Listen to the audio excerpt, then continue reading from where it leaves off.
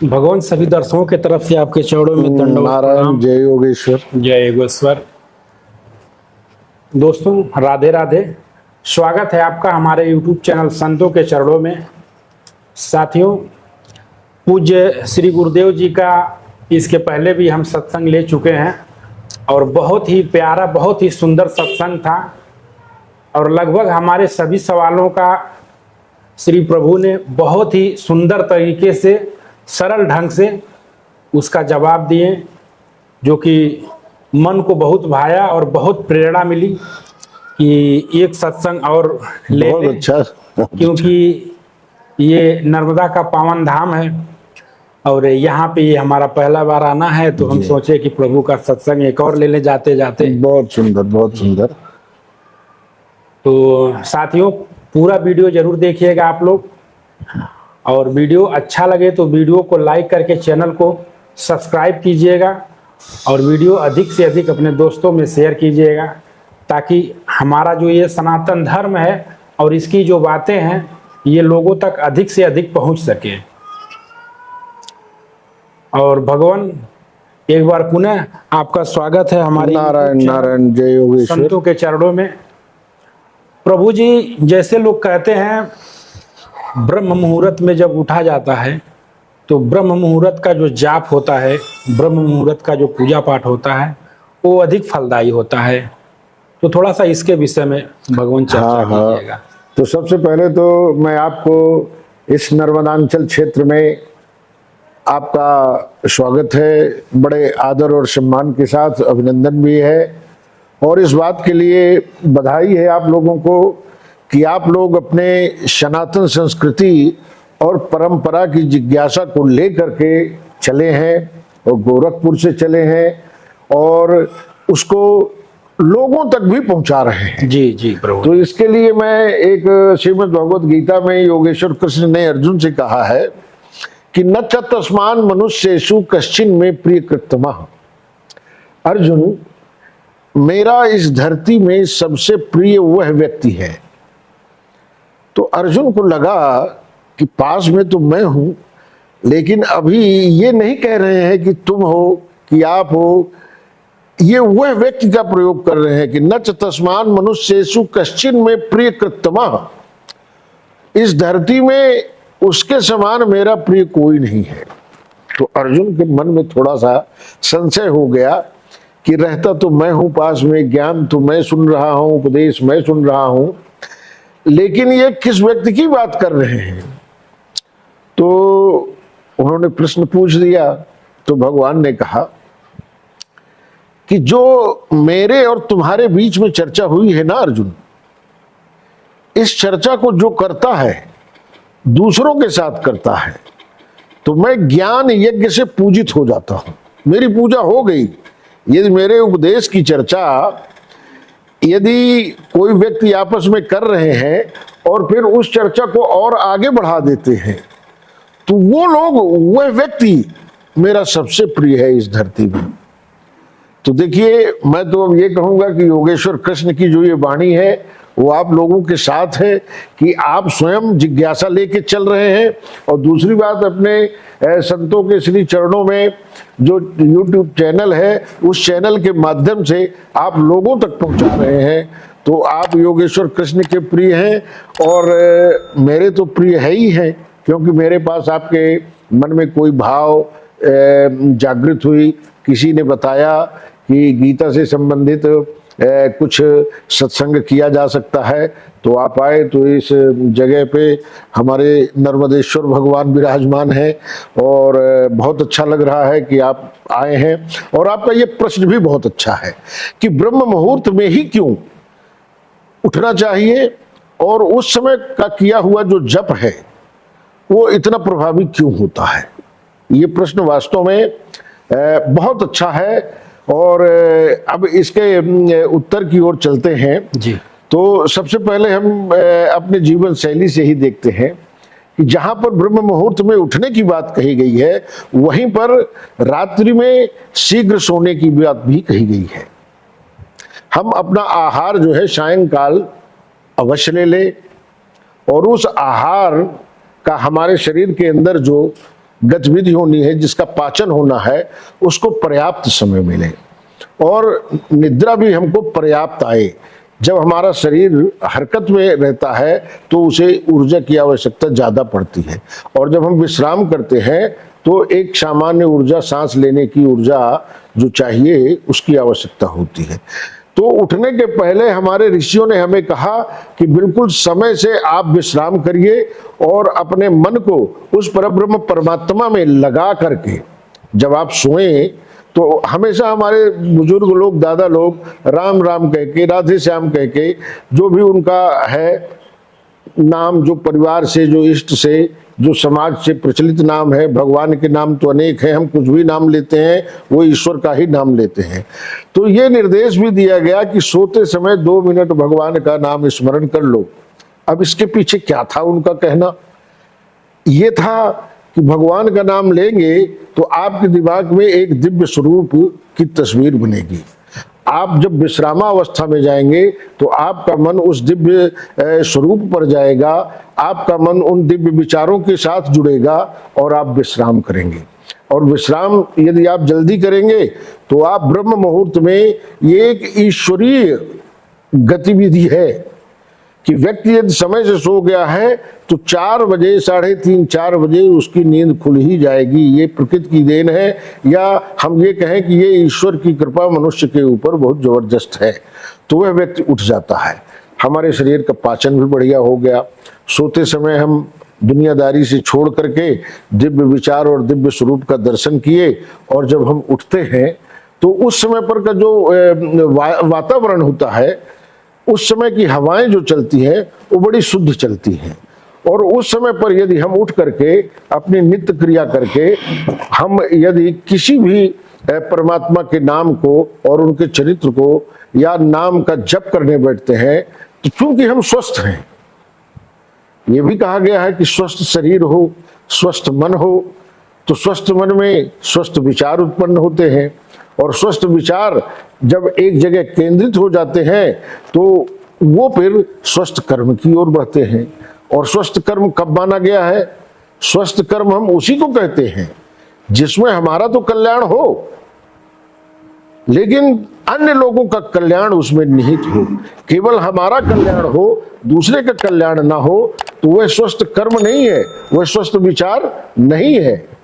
तो ब्रह्म मुहूर्त में वातावरण शुद्ध, शरीर शुद्ध, मन शुद्ध, तो हम किसी का भी जप करेंगे तो निश्चित रूप से हमारे मन में जो दिव्य विचारधाराएं हैं, जो दिव्य ऊर्जाएं हैं, वो क्रियाशील होती हैं। इसलिए उस समय पर कोई भी हम काम करते हैं या जप करते हैं तो उस समय पर हमें अन्य समय की अपेक्षा सफलता जल्दी से मिल जाती है। तो उसका ये एक वैज्ञानिक कारण भी है, और ऋषियों ने इसको, हमारे पूर्वजों ने परंपरा बना दी। जैसे अभी भी किसी भी गांव में आप चले जाइए, आपके माता पिता हमेशा कहेंगे बेटा उठो, जल्दी सुबेरा हो रहा है, अभी याद करोगे तो याद हो जाएगा, और फिर बाद में याद ना होगा। क्योंकि बाद में 5, 5:30 के बाद फिर हलचल होने लगती हैं, तमाम ध्वनि तरंगे लोगों की बोलने की आने लगती हैं, चिड़ियों की आने लगती हैं, पशुओं की आने लगती हैं। अब उस समय पर हम जब जप करेंगे तो निश्चित रूप से वो ध्वनि तरंगे हमारे कान के माध्यम से हमारे मस्तिष्क तक पहुंचती हैं, तो वो फिर हमको थोड़ा सा एक कहना चाहिए कि बाधा उत्पन्न कर देती हैं। तो जो एकाग्रता से हम अभी कर रहे थे शांत वातावरण में और शुद्ध वातावरण में, शुद्ध वायु में, तो वहां पर कैसे सफलता मिलेगी? इसलिए 3:30 से लेकर 5:30 तक जो है, जो हमारा समय 2 घंटे का, वैसे तो 4 से 5 तक जिसने 1 घंटे अपना काम कर लिया तो निश्चित रूप से वो है दिव्य विचारवान होगा और दिव्य कर्म पथ में ही वो आगे बढ़ेगा और अपना कल्याण तो करेगा ही, उसमें धैर्य और दुख सहने की क्षमता भी आएगी, और वह दूसरों को सुख और उसकी पीड़ा दूर करने के लिए वह अपने आप को समर्पित करेगा। उसके ऊपर कोई मोटिवेशन नहीं है, कोई दबाव नहीं है कि तुम ऐसा करो, उसमें ईश्वरीय दैवीय गुण आ जाते हैं। तो ये है इस ब्रह्म मुहूर्त के समय का जो मुख्य कारण है। भगवान, एक दर्शक का सवाल था जी, अगर 40 दिन ब्रह्मचर्य में नाम जप करे, सुबह 3 बजे, 4 बजे, 5 बजे के बीच में, इसका कोई प्रभाव पड़ सकता है? हाँ, क्यों नहीं। ब्रह्मचर्य का तात्पर्य ही है कि हम अपने शरीर के अंदर जो संचित ऊर्जा है, हमने उस ऊर्जा को संचित किया है, उसका संग्रह किया है। और ब्रह्मचर्य में जो हमारे शरीर का जो असली तत्व है, जिसमें सृजन की क्षमता है, हमारे जो उस सूक्ष्म और छोटे तत्व में, लेकिन उसकी विशालता कितनी है। जैसे आप देखेंगे एक पीपल का बीज, आप देखेंगे कितना छोटा होता है, उसको देखने में कहीं भी कुछ हमें अलग से दिखाई नहीं देता है, एकदम छोटा सा रहता है। लेकिन उस बीज में आप ये देखिए कि कितना बड़ा विशाल वृक्ष बना हुआ है, वो छिपा हुआ है। यदि उस बीज में वो विशाल पीपल का वृक्ष ना होता तो वो इतना बड़ा पेड़ तैयार कैसे करता। मतलब उसमें उतनी ऊर्जा संचित है कि वह एक बहुत बड़ा विशाल वृक्ष बन सकता है। और फिर उस एक छोटे से बीज में फिर आप देखेंगे जब वो विशाल वृक्ष बनेगा तो असंख्य बीज उसी के जैसे न जाने कितने बन जाएंगे। तो बीज में जब ये ताकत है, एक पीपल के बीज में, तो अब आप समझिए कि इसी प्रकार से ये शरीर है। इस शरीर का जो मूल तत्व है वो उस तत्व के साथ रहता है, तो वो एनर्जी उसमें संचित रहती है। अब जब हम कभी भी उस एनर्जी का या उस ऊर्जा का, उस शक्ति का हम जब प्रयोग करेंगे तो निश्चित रूप से सफलता हमें मतलब उसी शक्ति के साथ मिलेगी। हमारे पास शक्ति है, जैसे हम कहीं जाते हैं, कुछ काम करना चाहते हैं, जैसे खेती का काम करने चले। भगवान पंखा उस साइड घूम गया है, थोड़ा सा अपने साइड घुमा लीजिए बस। तो जो है वो शक्ति है, एक ऊर्जा है। और इसमें जो है जब जिसके पास शक्ति है, जैसे किसान जाता है खेत अपने, तो कुछ काम करने के लिए जाता है, तो उसके साथ औजार भी होते हैं। बिना औजार के क्या करेगा, केवल देख के चला आएगा। बिल्कुल। तो औजार भी लेके चलता है। तो उस हमारे शक्ति में ब्रह्मचर्य जो है कि हम अपनी ऊर्जा का स्खलन ना करें, उसका संग्रह करें। और 40 दिन की जो बात हुई है, ये 40 दिन की बात इसलिए कही गई है कि हमारे ऋषियों ने कम से कम मानो 40 दिन तक तो धैर्य रखे, और 40 दिन तक मतलब उस ऊर्जा का संग्रह करेगा तो उसके शरीर में अपने आप एक ऐसी शक्ति साथ में रहेगी, एक ऐसा औजार साथ में रहेगा कि वो कहीं भी जाएगा तो अच्छा ही करेगा। जैसे पहले संतान राजा को संभोग के लिए ये निर्देश था कि वह जीवन में अपने संभोग एक ही बार करेगा, राजा के लिए। आप जंगल में भी देखे होंगे कि शेर भी जो संभोग करता है वो एक ही बार करता है। तो क्या है ये सब नियम बनाने का कारण? प्रकृति ने शेर के साथ ऐसा किया है, और ऋषियों ने, मनीषियों ने, हमारे तपस्वियों ने, साधकों ने इसका अनुभव किया है कि इस ऊर्जा को यदि संचित किया जाए तो मानव कितना बड़ा काम कर सकता है। स्वामी विवेकानंद के बारे में और क्या कहते हैं आदि गुरु शंकराचार्य के बारे में आपने सुना होगा कि इनका मस्तिष्क फट गया था, क्योंकि उन्होंने इतनी ऊर्जा संचित कर ली थी, ब्रह्मचर्य का पूरे जीवन भर पालन किए, तो उस ब्रह्मचर्य की शक्ति को वो फिर संभाल नहीं सके। तो प्रकृति कम समय में भी 32 वर्ष की उम्र में आदि गुरु जो हमारे भगवान शंकराचार्य शिव स्वरूप थे, 32 वर्ष की उम्र में चारों मठों का उन्होंने स्थापना कर दिया, और जगह जगह जा करके अपने सनातन परंपरा और उसकी महत्ता को लोगों तक पहुंचा दिया। तो इसमें इतनी शक्ति है। तो 40 दिन के लिए ये एक प्रेरणा है कि हर मानव पूरे जीवन भर यदि नहीं कर सकता है तो 40 दिन का संयम तो बरत सकता है। और 40 दिन का यदि संयम बरत लिया, और वो 40 दिन मतलब कभी भी हो सकते हैं। आपके 40 दिन जो है आप गैप करके भी 40 दिन कर सकते हैं। अभी 40 दिन रहे, फिर इसके बाद एक आध 2 महीने बाद फिर 40 दिन हमने ब्रह्मचर्य का पालन कर लिया, तो वो शक्ति हमारे साथ रहेगी। और वो 3 से 5 बजे के बीच जो बता रहे हैं, तो वही कारण है कि वातावरण शुद्ध रहेगा, शरीर शुद्ध रहेगा, मन स्वस्थ रहेगा, क्योंकि हमने सोते समय उस परब्रह्म परमात्मा का चिंतन किया और परब्रह्म परमात्मा की जो दिव्य शक्ति थी, जो दिव्य लीला थी, वो हमारे साथ थी। और जब हम सोए तो आप कभी कभी देखे होंगे स्वप्न आते हैं, और स्वप्न आते हैं तो कभी कभी तो ऐसे भी स्वप्न आते हैं जहां की हमने कभी कल्पना नहीं की थी, वो भी आ जाती हैं।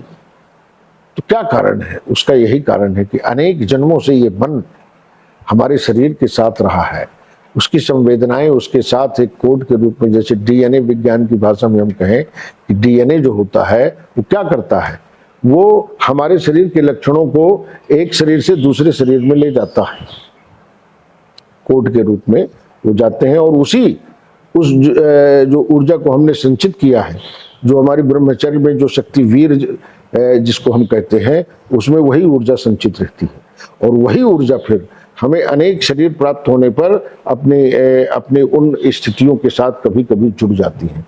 तो वो स्वप्न के माध्यम से भी यदि हम परमात्मा का नाम लेके सोएं तो हमें परमात्मा के सानिध्य का कोई न कोई स्वप्न जरूर आएगा।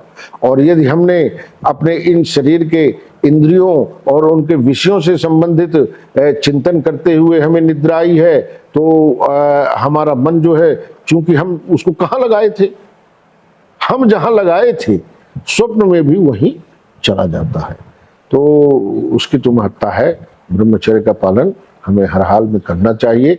और जैसे हम पैसा कमा के बैंक बैलेंस बनाते हैं, बिल्कुल उसी तरह उसको भी समझो कि हम ब्रह्मचर्य का पालन करेंगे तो हमारे शरीर में एक अलौकिक शक्ति की हमें अनुभूत स्वयं होने लगेगी, दूसरे को भी बता सकते हैं इसको।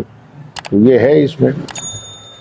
भगवान, इस कलयुग में हमारे दर्शक जैसे पूछते हैं, हाँ, कि आप राम जी के बारे में चर्चा करते हैं, कभी शिव जी के बारे में थोड़ा सा चर्चा कीजिए।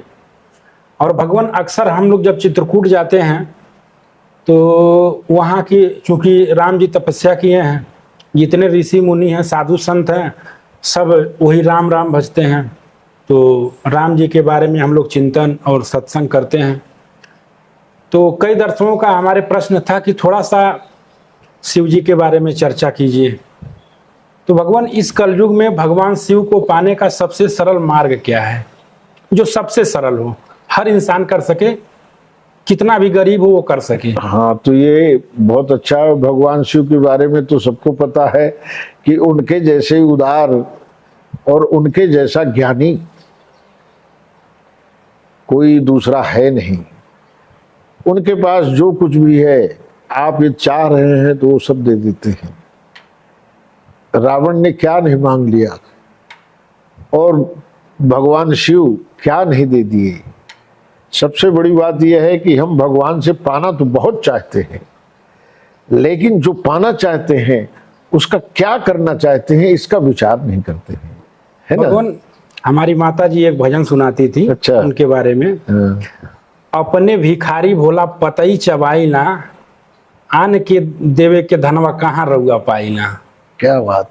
देखिए, आपकी माँ की जो ये गाने की भजन की वो थी ना, तो देखो वो भगवान से लेने के लिए कुछ नहीं कह रही है, उनको भोले बाबा के ऊपर दया आ रही है। यार, वो तो अपने पास कुछ नहीं रखते हैं, सब दे देते हैं, लेकिन वो हमको देने के लिए कहाँ पाएंगे यार, ये भी तो विचार करो। टूटही मड़ैया बीचे धुइया रमाई ना, आन के देवे के धनवा कहाँ रहुआ पाई ना। क्या बताइए, कितनी देखिए, यही है एक प्रेम जी, जिसे विशुद्ध प्रेम कहते हैं। जो जीवात्मा होता है, उस परमात्मा के बारे में ही जिस दिन विचार करने लग जाए तो जीवात्मा का उद्धार उसी समय हो जाता है। क्योंकि जिसके मन में अब अपनी चिंता नहीं रह गई है, अब उस परब्रह्म परमात्मा भोले बाबा की चिंता है कि यार अब वो कहाँ पाएगा तो देगा। बताओ ना, कितने लोग उससे, वो तो जो रहता है वो सब कुछ दे देता है। अब देखिए, एक श्लोक है, शांतम पद्मासनस्थम शशिधर मुकुटम पंचवक्त्रम त्रिनेत्रम शूलम वज्रम च खड्गम च परशुमभियदम दक्ष भागे वहंतम नागम पासम च घंटाम च प्रलय हुत वहम चाकुंसम वाम भागे नाना अलंकार युक्तम स्फटिक मंडिभम पार्वतीशम नमामि पार्वतीशम नमामि।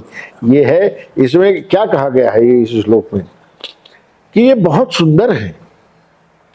चंद्रमा जिसके सिर पर हो, गंगा जिसके सिर से निकल गई हो, है, जिसने गंगा जैसे तीव्र वेग को रोकने की क्षमता रखती हो, नाग, ये सब उनके, नाग क्या है, कितना विषैला होता है, सांप देखने में घिघी बन जाती है हम लोगों की, और वो अपने मतलब हर जगह लटका, वो आभूषण है उनके। उनके पास शूल भी है, वज्र भी है, लेकिन क्या है, शूलम वज्रम च खटकम च परशुमभ अदम, ये सब रखे हैं, लेकिन वो अभय दान देते हैं, इसका प्रयोग कभी नहीं करते, सबको अभय दे देते हैं। कोई कितनी भी गलती करे, सारी गलती माफ कर देते हैं, लेकिन ऐसा नहीं है कि वो खाली है। तो यार ध्यान रखो कि एक सीमा तक करना, और नहीं इनके पास ये है, इसीलिए वो संहार करता भी है। जब एक सीमा को कोई लांघ जाता है, वो इतनी स्वतंत्रता दिए हुए हैं संसार में हर व्यक्ति को कि तुम खूब साधना करो, खूब तपस्या करो, और इस संसार में जो कुछ भी है उसका खूब भोग करो, सीमा पार कर जाओ तो भी मुझे कोई दिक्कत नहीं है। लेकिन सीमा से भी एक परे और सीमा है, जिसके लिए हम तुम्हें विश्व का सर्वश्रेष्ठ प्राणी मनुष्य बनाए हैं। इतने जीव हैं, उनकी सबकी अपनी अपनी सीमाएं हैं, प्रकृति के वो वश में हैं, और प्रकृति के गुणों के साथ प्रकृति के मतलब बीच में रह करके ही वो अपनी जीवन यात्रा पूरी करते हैं। लेकिन मनुष्य को ईश्वर ने ऐसी शक्ति प्रदान की है कि तुम प्रकृति से तो बने हो, प्रकृति के उन तत्वों से ही बने हो, लेकिन मेरी उपस्थिति है। अब मेरी उपस्थिति को तुम देख नहीं पाते हो, क्योंकि तुमने केवल प्रकृति के गुणों को देखकर प्रकृति में जो सुख है उसके भोग में लगे हुए हो, इसलिए तुम जो है मुझे नहीं देख पाते हो, लेकिन मैं हूं। तो प्रकृति को तुम अपने वश में कर सकते हो, प्रकृति की दिशा को तुम बदल सकते हो, प्रकृति को नियंत्रित करने की सामर्थ्य मैंने विश्व के सर्वश्रेष्ठ प्राणी मनुष्य को दे रखा है। अब इसके बाद भी यदि वो उसका सदुपयोग नहीं करता है तो भटक जाता है, तो भटक गया तो भी मुझे कोई दिक्कत नहीं है।